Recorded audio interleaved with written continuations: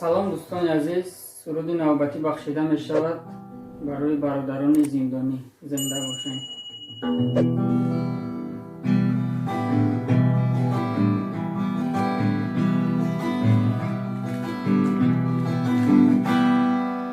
ای روزی که غلطیده ما در زندان، همه دشمنامان شدن خندان. میگن که میموره در زندان، آیا چه جان خدا جان هسته بالای سرما. میگن که میموره در زندان، آیا چه جان خدا جان هسته بالای سرما. شیشتگی بودیم در کنجکی زانه، آوردن مجاهدی افغانه. یاد میکردیم کوچه خودمانه، آیا چه جان هم افغان و هم تاجیکستانه. یاد میکردیم کوچه خودمانه، آیا چه جان هم افغان و هم تاجیکستانه. آچه جانم برام سرگردانه، هر لحظه پیشی در زندانه. غم نخورا چه بچه چه خانه، آیا چه جان در دستم کتاب قرآنه.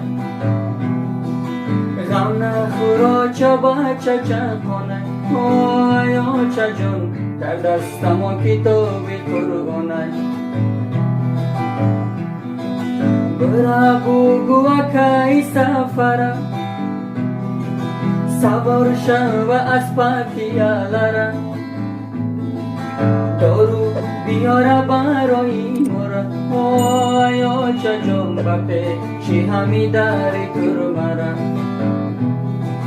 دارو بیاره برای مرا، آیا چه جان بپیچی همی در ترمره. ای روزی که غلطی ده ما در زندان،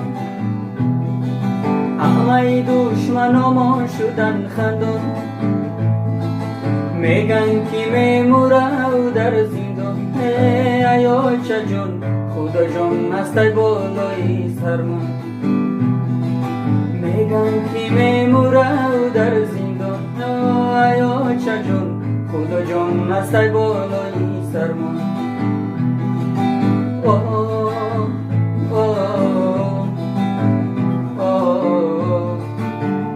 lalai lalai,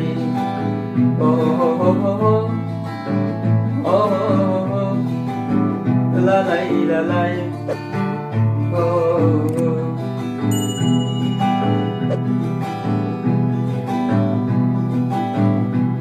جوانیم خوردم و گشتم، فکری آینده من نکردم. انکومه در قب خوردم، آیا چه جان در درمی ترمه شیشتم. انکومه در قب خوردم، آیا چه جان در درمی ترمه شیشتم. آچه جان ترمه خخنو که همه جان در من دی بزرد و بای. آچه جان برات انتظار می، آیا چه جان بدیدن روی تو مزدورم. آچه جان درات انتظارم، آیا چه جان بدیدن روی تو مزدورم. آچه جان، آچه جان، آچه جان،